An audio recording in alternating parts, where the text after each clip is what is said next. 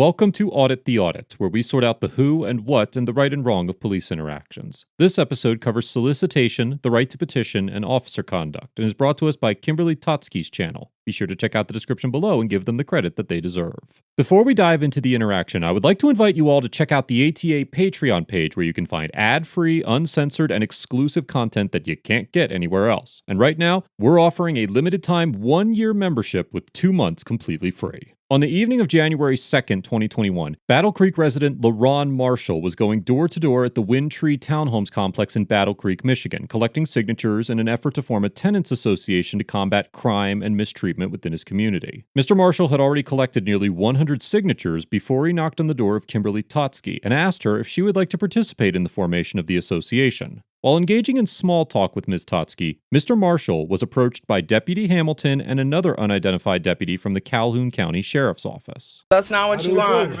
I do too. Put your hand behind your back. For what? Put your other hand behind your My back. kids is right there. Okay. You're You're either going to follow instructions or you're going to go to jail. What instructions? Come over Has here he and talk broken to the me, law? like I said. Has he broken the law? That's what I'm asking. What law am I breaking? That's what I'm trying to ask. Has he broken the law? You haven't told me nothing.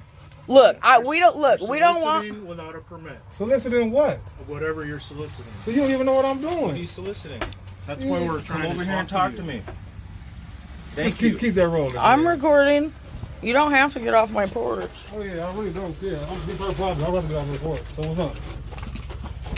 If there's problems, if you don't want him doing that, then that can be done. But like, he's not doing anything wrong. Where's your ID? He lives here. Give me your ID. For what? Has he broken the law? Is he Yeah, committing your a ID. crime? I just told you. Soliciting without a permit. Soliciting what? Whatever you're doing, George. Soliciting. I haven't asked anybody for any money or anything. So what am I soliciting? Then what are you doing? Have I asked you? Did I ask you for any money? No. So what am I? I'm not He hasn't tried to soliciting sell money. me anything. Yeah. Then what are you doing? It's collecting signatures. That's what I'm doing. I can do that. What? It doesn't matter. I can do that. It does matter. We have a right to- caller, which is why we're here making contact with you. Okay. What does the caller tell you? I didn't ask nobody for any money or anything. For what? The deputies accuse Mr. Marshall of soliciting, and Mr. Marshall informs the deputies that he is collecting signatures and has not requested any money from anyone he has spoken to. Outside of lewd or sexual acts, the crime of soliciting generally refers to approaching citizens in an attempt to beg or ask for money, or exchange an unrequested service for money, and soliciting is ordinarily regulated at the municipal level. The legislative framework for soliciting varies dramatically from city to city, with some cities outlawing the act altogether, and others drafting very specific protocols for allowing solicitation to some degree. For example, the city of New York allows the solicitation of charitable funds through the acquisition of a city-sponsored licensing program. And, in contrast, the city of Detroit permits the solicitation of food or money without a license, so long as it does not interfere with the safety and security of others. Section 618.25 of the Battle Creek Municipal Code once outlawed the act of solicitation. However, this section was repealed by the passage of Ordinance 04-04 on February 17, 2004. Even if Mr. Marshall was soliciting, there are no municipal, state, or federal statutes that would prevent him from doing so. Nonetheless, it is clear that the phrase solicitation does not apply to Mr. Marshall's attempt to gather signatures. And the First Amendment offers explicit protection from government entities while exercising the right to petition. The right to petition can be traced back to the drafting of the Magna Carta in 1215, and, through various disputes between the English Parliament and the dominating Stuart monarchy, rose to prominence once again with the Petition to Right in 1628, which was a constitutional document that set out specific individual protections against the state. The right was further legitimized with the drafting of the landmark English Bill of Rights Act of 1688, which was largely attributed to the revolutionary ideas of philosopher and physicist John Locke. During this time, the English government began to prioritize the concept of individual liberty while maintaining their quasi-monarch structure of governance, and many of these documents came to serve as the framework for America's Constitution. Roughly 100 years after the English Bill of Rights was legislated into effect, America became an independent nation and drafted its very own Bill of Rights in 1791, which included the right to petition the government for a redress of grievances in the very First Amendment. Mr. Marshall's petition stems from the legal concept of tenants' rights, and would fall under the scope of protection guaranteed by the First Amendment, because the purpose of a tenants association includes forcing a property owner or manager to adhere to the governmental standards associated with those rights. The fact that the deputies, who are government agents, made a concerted effort to intrude upon that right would also be a factor in deciding whether Mr. Marshall's First Amendment rights were violated. There is nothing illegal about what Mr. Marshall was doing, and as demonstrated in this section, Mr. Marshall's conduct is vehemently protected by the Constitution.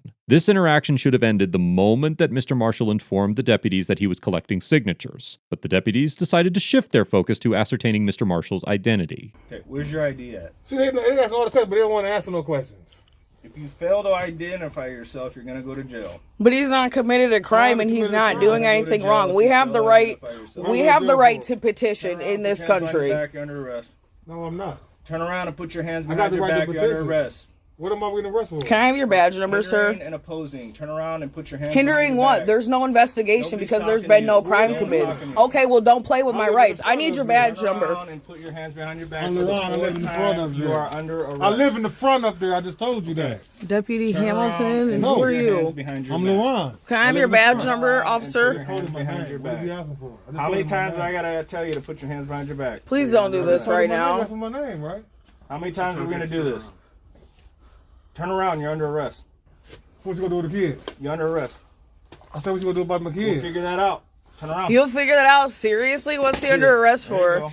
First, the deputy tells Mr. Marshall that he will be arrested for failing to identify himself, but then changes the alleged charge to hindering an investigation and orders Mr. Marshall to place his hands behind his back. Michigan is not a stop and identify state, and in order to demand identification from a citizen, an officer must acquire reasonable suspicion to believe that the citizen is involved in criminal activity. According to the Calhoun County Sheriff's Office, the original 911 caller reported a suspicious person that was possibly soliciting, and when the deputies arrived on the scene, they were given more than enough evidence to conclude that Mr. Marshall was not soliciting. Not only did Mr. Marshall have a list of signatures in his hand and made a concerted effort to inform the officers that he was not soliciting, but this information was also validated by Ms. Totsky, who was an independent witness. The deputies did not have enough evidence to suggest that Mr. Marshall was soliciting, and, as mentioned before, the city of Battle Creek has no statutes that pertain to the act of soliciting, which means that the deputies did not have reasonable suspicion to believe that Mr. Marshall was engaged in criminal activity. Furthermore, the deputies accused Mr. Marshall of obstructing or hindering their investigation, and Michigan has several laws pertaining to the obstruction of an investigation. Section 750-478A of the Michigan Penal Code states that a person who is informed by a peace officer that he or she is conducting a criminal investigation shall not attempt to intimidate, hinder, or obstruct a peace officer in the discharge of his or her official duties by a use of unauthorized process. And the code goes on to define an unauthorized process as a document simulating legal process that is prepared or issued by an illegitimate agency that is not a court, or that would otherwise be legal process except that it was not lawfully filed with or recorded by a governmental agency. Subsection 6 of this code creates an exception for individuals assembling lawfully, or lawful free expression of opinions, or designation of group affiliation or association. It is clear that Mr. Marshall was not in violation of this code, and would likely fall under the exemptions specifically outlined within the language of the statute. Section 750.479C of the Michigan Penal Code is another version of the state's obstruction law, and essentially criminalizes the act of knowingly concealing facts or providing false statements or documents material to an investigation.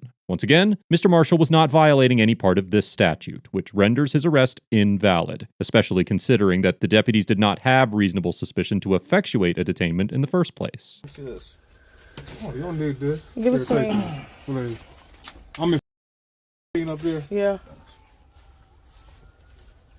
What's your badge number, officer? You legally You don't have to need provide it. that to Oh, me. we do need it. You're You have on to my provide property, on my camera, under my surveillance, with my sticker in the window, and you owe me a badge number, both of you. Both of We'll you. get you that when we're finished. She asked When you you're right finished, now. I need a badge number now, or I'm going to have them call them, and then I'll have your superiors come down here. There are due processes that you need to follow as officers, and right. you're not. So please give me your badge number. I'm not asking you for anything else but a badge number. I'm dealing with him, not you. Oh, You're can on my her property, on my camera, under my surveillance, so I haven't we even have a done anything. problem. I haven't even done Because you anything. definitely tripping. I'm talking to her. You talking I'm soliciting. How am I soliciting if I'm not asking any money? I ain't asking nobody for any money. I'll take y'all home in a second. All we've been doing is just collecting signatures. Yeah, I can do that. I'm asking. Like, Walk the down here, people sir. out front, Watch they're your not feet. doing that much stuff. Like, they're not doing what they're supposed to do. All we're doing Hey, stay with her. Stay with her. Take your home. Come up here. The deputies escort Mr. Marshall to their patrol vehicle, and the unidentified deputy violently shoves Mr. Marshall into the vehicle and slams the door closed. Moments later, Deputy Hamilton returns to Ms. Totsky's porch to hand her a business card with both of their badge numbers. Was that necessary? Was that really necessary to do in front of his kids? Y'all is wrong as hell, and he lives here. Okay. I got the utmost respect for you. Here's your mom. I got the utmost respect for you officers when you come out here and look out, but he lives here and he was on my porch and he didn't start a thing. And y'all is wrong. Every last bit of this was wrong and y'all done messed up. You messed up. You messed up. I'm finna take these babies home. What the fuck's happening now? They arresting people that live here. Collecting signatures is our legal right. No, you don't. Okay, well, you can look it up. Y'all obviously have been here. I'm not doing this with you. Y'all were wrong. Y'all was definitely wrong. What are you gonna do? Arrest me on my porch when I've done nothing wrong? Are you I'm not taking his children? I'm definitely taking them as soon as you then get I away need from me your because name. I feel threatened. I just talked to I their need mama your on the name. phone. Where's she at? Right up front with their coming newborn over? baby. No, She gonna she's come over? not. Get up on my porch. The unidentified deputy attempts to coerce Ms. Totsky into providing her identification, but she refuses to comply, and the deputy walks away. Ms. Totsky was under no legal obligation to provide her identification to the deputies, and given the circumstances of this arrest, her decision to take Mr. Marshall's children back to their house was not unreasonable. I find it difficult to believe that a court would consider the deputy's decision to leave Mr. Marshall's children with Ms. Totsky to be unreasonable, considering that their home was within walking distance and Mr. Marshall authorized Ms. Totsky to take them to their house. In most situations, one of the deputies would have likely driven the children to their home and surrendered them into the custody of their mother. And in cases where both parents are arrested, it is generally the policy of most departments to contact Child Protective Services to arrange for the children to be handed over to the nearest relative. All that said, it appears that the deputy's reasoning for attempting to ascertain Ms. Totsky's identity was to ensure that she could be contacted in the event that something happened to the children once the deputies left the scene. And there is a legitimate possibility that the Calhoun County Sheriff's Office could be held liable in such an event. A more professional approach might have been to have a separate deputy escort Ms. Totsky and the children to their home to guarantee that the children made it home safely. Do you see this shit right now? My dad got a lawyer, so they definitely gonna get sued for this shit. I have no idea what's going on. Came in and grabbed my phone. The deputies returned to their patrol car and eventually left the scene without further incident, and Ms. Totsky walked Mr. Marshall's children back to their home safely. Mr. Marshall was arrested and was charged with felony resisting and obstructing an officer, which falls under Section 750.81d of the Michigan Penal Code. However, this is yet another statute that Mr. Marshall was clearly not in violation of, as it defines obstruction as the use or threatened use of physical interference or force, or a knowing failure to comply with a lawful command. Mr. Marshall was not physically combative in any way, and none of the orders issued by the deputies were lawful. On January 6th, Calhoun County Sheriff Steve Hinckley and Undersheriff Tim Hurt issued a statement via Facebook declaring that the department had completed a preliminary investigation into the incident and that the unidentified deputy was being placed on an administrative leave until further investigations could be conducted. The sheriff stated that the deputy was, quote, acting on ordinances that were valid in other communities and not this particular community. On January 9th, the charges against Mr. Marshall were dropped and the Calhoun County Undersheriff issued an apology in person. As of the writing of this episode, I have spoken to Mr. Marshall's attorney, Jennifer Lord, who informed me that they are still in the investigative stage of the interaction and are deciding whether or not to pursue further legal action. Overall, the Calhoun County Sheriff's deputies get an F for attempting to enforce a statute that doesn't exist, displaying a fundamental misunderstanding of reasonable suspicion, and for violently arresting Mr. Marshall when he had committed no crimes. It is clear from the video that the deputies had no interest in carrying out a legitimate investigation to determine the legality of Mr. Marshall's conduct, even when presented with overwhelming evidence that Mr. Marshall was not breaking a law that didn't even exist. To say that the unidentified deputy engaged in an act of gross incompetence would be an understatement. And this is yet another interaction that would certainly warrant a lower grade than an F. The very fundamental elements of policing were called into question by this deputy's conduct, and at the very least, members of law enforcement should be more than familiar with their municipality's statutes, even if they demonstrate a complete ignorance of the constitutional protections they are charged with protecting and the state-level statutes they are authorized to enforce. There is simply no excuse for the this deputy's conduct, and there is no doubt that the deputy's ego played a major role in the outcome of this interaction. I see no other recourse for the public at large outside of this deputy's termination, and this is the precedent that must be set in order to restore the reputation of American policing as a whole. It'll be interesting to see the outcome of the Calhoun County Sheriff's investigation, and I firmly believe that Mr. Marshall has a strong federal case on his hands. Mr. Marshall gets an A, because although he could have exercised his right to silence more tactfully, he made a legitimate effort to dispel the deputy's suspicions without compromising his constitutional rights, refused to allow the deputy to intimidate him, and followed up this interaction with the proper legal action. There should never be a circumstance where a citizen is arrested for laws that are non-existent, especially when they are exercising a right that is protected by the Constitution. Mr. Marshall did more than what was legally required of him to prove his innocence, and everything he told the officers was corroborated by an independent witness and plainly observable facts. Mr. Marshall managed to tear down the deputy's assertions without even referencing the fact that no solicitation laws existed, and both Mr. Marshall and Ms. Totsky reminded the officers about the right to petition. Mr. Marshall was never rude or confrontational with the deputies and managed to remain calm while being unlawfully arrested. Mr. Marshall excellently maintained a degree of professionalism that eclipsed the rude and condescending conduct of the deputies, and, as mentioned before, he will likely fare very well in the courtroom if he decides to sue the deputies and the department. There is certainly an argument to be made that the department bears some level of liability for the deputy's lack of training in regards to the Battle Creek Municipal Code, and it is difficult to understand how the department could continue to employ a deputy who is not familiar with the laws of his community. I commend Mr. Marshall for having the courage to challenge the legitimacy of his detention and the conviction to follow up this encounter with legal action. I also commend Ms. Totsky for having the courage to defend Mr. Marshall against the deputies and the awareness to begin recording this encounter. Be sure to give your support to Ms. Totsky's channel. You can find a link in the description below. Let us know if there's an interaction or legal topic you would like us to discuss in the comments below. Thank you for watching, and don't forget to check out the ATA Patreon page for more police interaction content.